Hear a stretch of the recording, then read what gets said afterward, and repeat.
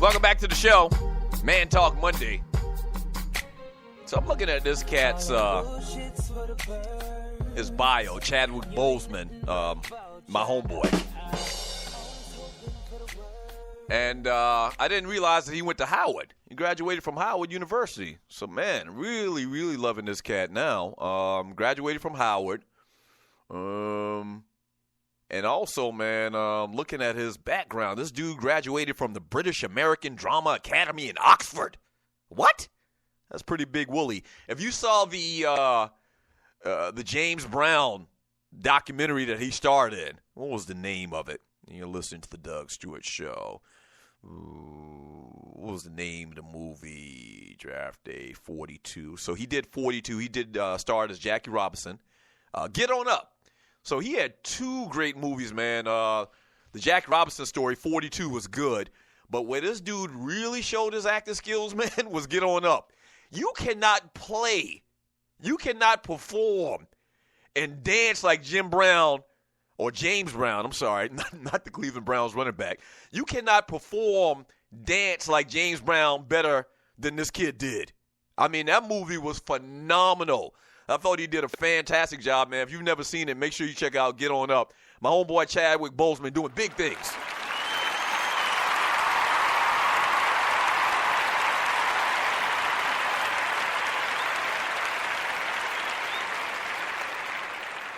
Yeah, so I cannot wait to see that darn movie, man. That's going to be huge. I will get the chance to see another superhero movie between now and February. I think the date was the 18th. They got a new Spider-Man movie coming out, which is crazy that I'm addicted to these damn superhero movies.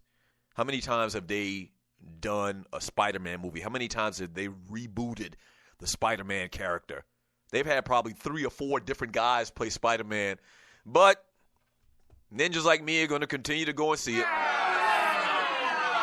I know. I really love how they incorporated Spider-Man in the Avengers, in the last Avengers movie. I think the last Avengers movie was Civil War. So they kind of made him younger, which the original Spider-Man was kind of like a teenager. So they made him younger and a little bit more fun than he's been in the past. He's always been kind of like a fun, quirky type character, but this new Spider-Man that they had in the Avengers movie and who's about to get his own movie for the first time is this particular actor I'm talking about.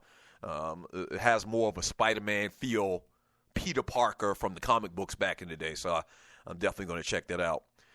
Bob Stoops, man, joined the Sooners as rookie head coach back in 1999, man, and guided Oklahoma to the 2000 National Championship. 10 Big 12 titles and 14 seasons with the double-digit wins, including an 11-2 mark in 2016, but he has called it a career, retiring after 18 years the head coach of the Sooners. He turns 57 on September 9th and is the winningest coach in OU history with a 190-48 record. That's crazy. This dude has won a ton of football games, man. 190-48. He has gone to 121-29 in Big 12 play, and also taking the Sooners to bowl games in every one of his 18 seasons, going 9-9, capped by January's 35-19 victory over Auburn in the All-State Sugar Bowl. 121-29 in the Big 12. His 190 victories had ranked 4th among active FBS coaches behind Brian Kelly, who has 230, Nick Saban, who has 205, and Bill Snyder, who has 202. Only 4 times in Stoops' career, the Sooners win fewer than 10 games. So out of 18 years, only 4 times they lost less than or lost more or didn't win 10 games. Just put it like that. As I just mentioned, they went 9-9 last year, and he never had a losing record. In addition, he coached 2 Heisman Trophy winners, Jason White in 2003 and Sam Bradford in 2008. After only 2 seasons with the big game Bob guy at the helm, Oklahoma was national champion again, beating number 2 Florida State 13-2 in the BCS National Championship game at the Orange Bowl following the 2000 season. The Sooners will play for BCS national titles 3 more times under Stoops, losing to LSU in 2003, USC in 2004, and Florida in 2008. That's the thing about it. When we look back at Bob Stoops, we just think about the losses in the national championship games. But he made it to 4 national championship games, lost 3 of them. But to say or look at his career in its entirety and being in the Big 12 conference and winning a national championship, losing 3 others, you can't really say a lot about Bob Stoops not being a bad coach. The big games, I think that players really, if you go back and look at those particular games, if you look at some of these LSU teams were stacked with players when Saban was the coach there. USC, when Pete Carroll was there, they just had the best players in the country, man. So I think you could probably make an argument that he coached up his team based on the talent that they had.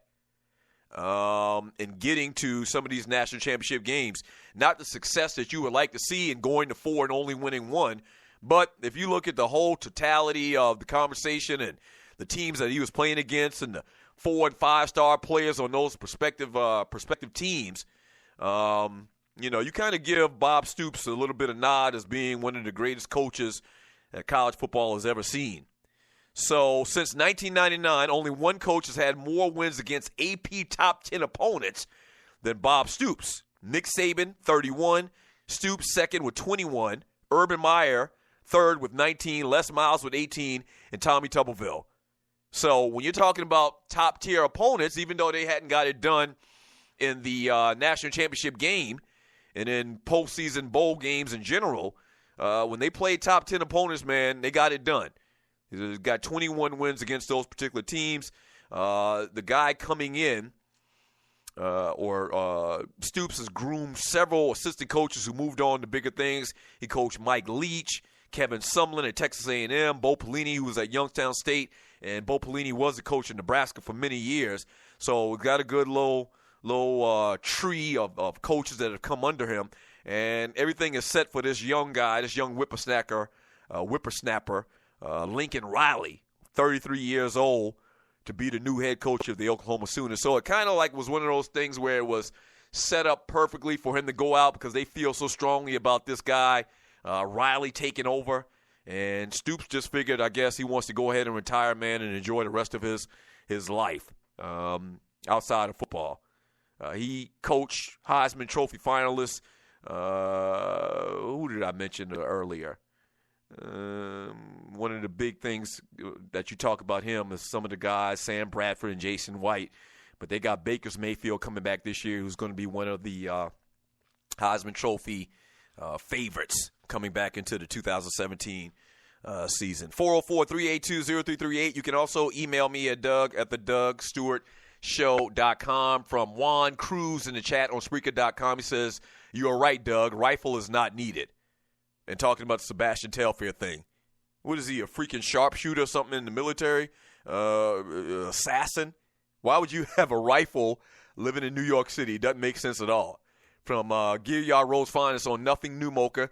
His mom's white, so he's half and half, and him laugh out loud. He's talking about Derek Rivers. Yeah, Derek is he's biracial. From K. Ugg Mo, 3,000 folk. That Black Panther trailer was bananas, old man. And the epic still shot of him on the throne, reminiscent of the Huey Newton Black Panther Minister of Defense. Legendary pick. That's right. You've ever seen that before where Huey Newton is sitting in like it's kind of like a what's the type of material? Like they used to weave baskets with, and Huey Newton sitting there holding like a spear, I think it is, and a rifle in the other hand. He says, this is going to be epic. Netflix did Luke Cage justice, but I need to see him on the big screen too. Yeah, I can't wait till Luke Cage comes back on. And Netflix did do it good. I think Luke Cage would make for a good movie. I think that would make for a good movie. 404-382-0338. When we get back from the break, all I'm going to do is read chat, get some of your thoughts on some of the things that we've talked about. It will be hour number 3 of the Doug Stewart Show. We call it the Power Hour. So stay tuned for that. Got the damn hiccups. Real bad. All right, we're going to fight through it because we're pros. We're pros. Don't go away. The Doug Stewart Show.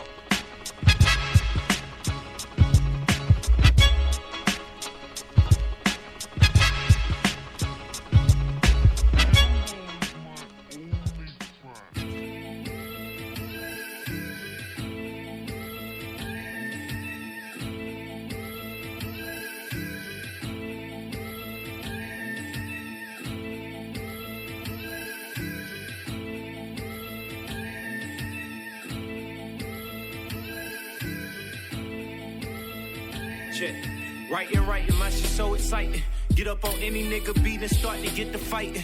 I used to get the biting, now I give you all the lighting.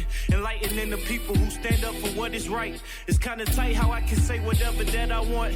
Do what I don't usually do, but I can't give a fuck about the past. How about right now for your looking ass? Don't look past the nigga with the enlightenment. I'm shining bright, so bright that you can see me in the night. In the day, I be making my daily works pay like all day. I be dreaming, I be scheming, I be thinking about the day that I can finally break my way the fuck out. This jail cell I call hell, they call reality. I be wondering why the fuck they be mad at me. But I can't give a fuck though, I should, cause this faculty is what's keeping me alive, though it's sad to see. Why the fuck I'm in positions I don't wanna be? Maybe because I'm living life too comfortably. I'm just trying to do my best, how can you front on me? When I'm just trying to do my best, how can you front? Hey, this life ain't as easy as they told ya. Gotta work hard, man, they never told ya. Gotta work hard, man, they never told ya. Gon' learn on your own, bruh. If they ain't playing with you, they ain't playing no games. You better stay up on your grind, man. Hey, cause they ain't playing with you, they ain't playing no games. You better stay up on your grind, man. Hey, cause they ain't playing no no games. No no games. No no games. No, no. This grind be weighing heavy on my mind. It's taking hella time for me to get what's mine. I'm getting impatient, contemplating while I'm waiting. Like if I don't get this paper, nobody else gon' save me. I'm out here for the taking. Anything can be taken. I can be at a job and next day they can't replace me. Hoping that I get fired. I swear to God that they hate me. Smiling all in my face, but deep down I know they racist, but they still pay me. Is it worth it though? Acting all professional, walking and talking like I'm a motherfucking actor, yo. Being around motherfuckers who looking like the saddest folks, realizing they 40 years old, still caught in the loop. If that's what you wanna do, cool, you can do that. But I'ma be living that life with the newness. How the fuck I'ma do it? Right now I'm clueless, so whatever the